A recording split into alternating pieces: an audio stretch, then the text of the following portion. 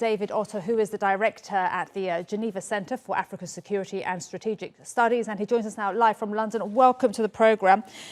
I want to start by asking you, how much pressure will Ethiopia put on Sergei Lavrov to maintain the Türkiye mediated grain deal, given that for months now we've been hearing from the World Food Programme just how sensitive and I'll use the word on the brink, that's what they've been saying, Ethiopia is with regards to food insecurity?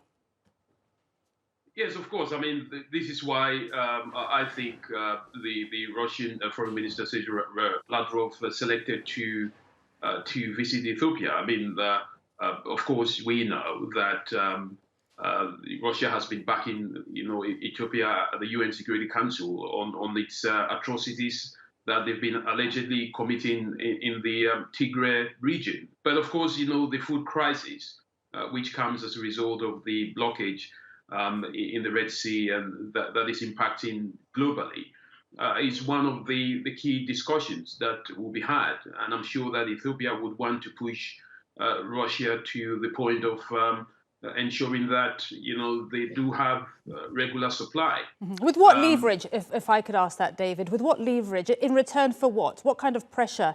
Because that doesn't just maybe come empty-handed. Yes, of course. I mean, the point is Russia needs friends, and it does need countries like Ethiopia who abstained during the UN security vote in March. I think that's an obvious leverage because, of course, again, Ethiopia, just like Russia, is facing some serious pressure from the West. And I believe that this will be an opportunity for Ethiopia, but also for Russia, to kind of consolidate its position from a trade or investment perspective, perhaps, which has been very weak at within the African circles. I mean, and that's one of the reasons why they did stop over in Uganda, as you rightly mentioned. They also visited Egypt. But all these countries have been very strong allies of Russia before now. But I think it's a very critical time for the Russian foreign minister to make these trips. And just, more broadly, given how badly Africa has been hit, particularly East Africa, according to the World Food Programme, why have they been neutral on the war in Ukraine?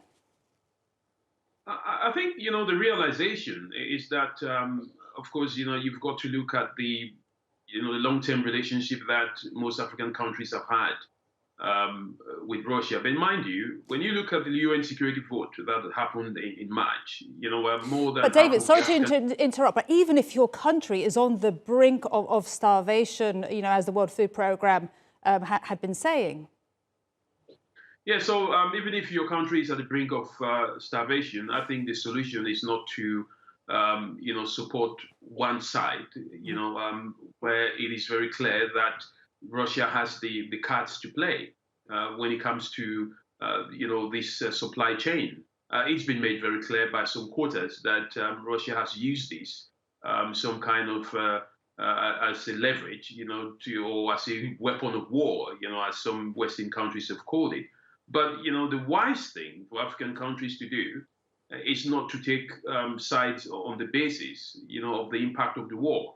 I think, there is a clear distinction between condemning the war and the invasion of Ukraine by Russia, but also there's a clear distinction in taking sides, without actually, having as much interest in the war. I mean, African countries have complained that similar, invasions or insecurity in their countries have not been responded with the same level of sanctions that Russia has, and Ukraine, has enjoyed or suffered from.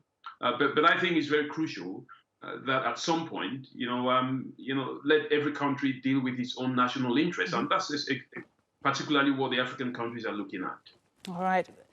Really great to get your analysis on this visit and the broader picture. Thank you so much, David Otto from the Geneva Centre for Africa Security and Strategic Studies. I appreciate it. Thank you.